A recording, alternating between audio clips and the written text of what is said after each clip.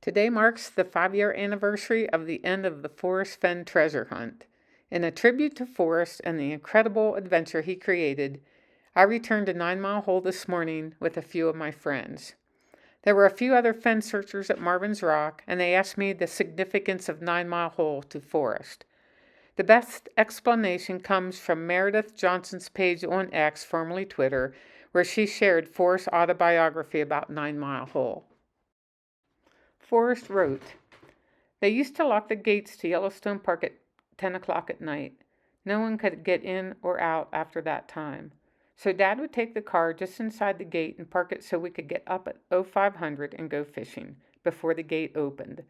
The Madison River in the park had 3 good fishing holes. The Slow Bend, 5 miles up, the 9 Mile Hole, you guessed it, 9 miles, and the Water Hole, about 11 miles. They were our secret names, and the great fishing spots were also top secret. It was important that we beat my grandfather, old Charlie Simpson, to these fishing places, especially the 9 Mile Hole that had room for only one fisherman. It was not just a casual thing, but real competition that sometimes bordered on insanity. There were arguments about it.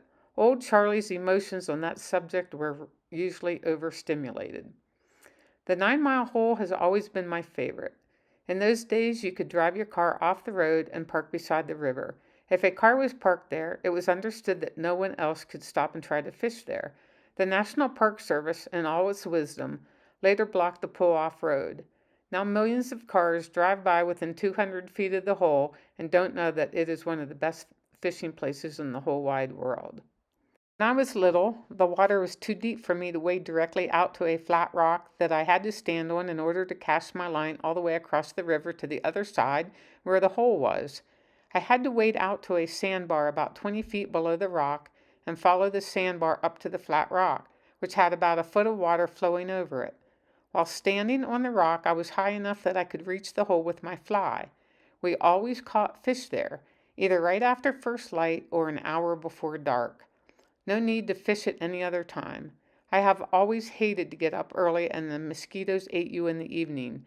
The fishing was worth being eaten for. I have been back to that fishing place many times in the years since those early days, and I always fish, no matter what time of day. It's the principle of the thing. Although now I could wade directly to the rock, I still go out to the sandbar and then up to the rock. It's a religious experience. Last July, 2000, I caught the largest trout I ever saw come out of that hole, a 26-inch brown, measured. Some of my fondest memories are of those days fishing the Madison River with my father and Concy.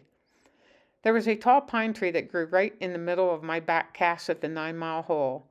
I lost a lot of flies on that old tree, which was often recipient of some pretty colorful language from me.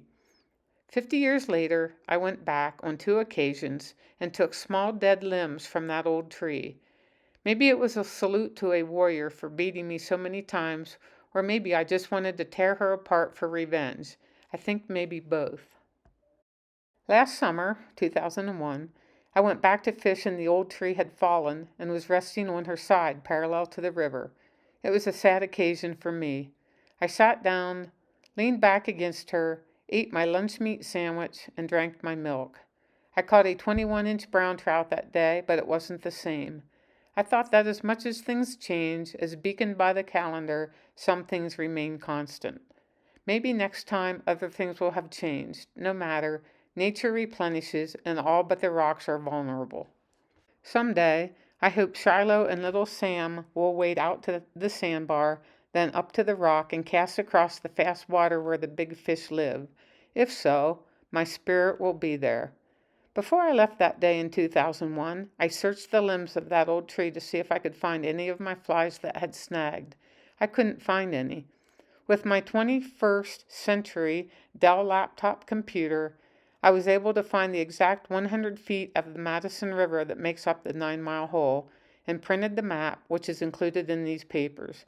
Grandpa Simpson would be baffled if he could see this stuff. And I keep the small twigs from that old tree in my bathroom drawer as reminders of some of the best days of my life.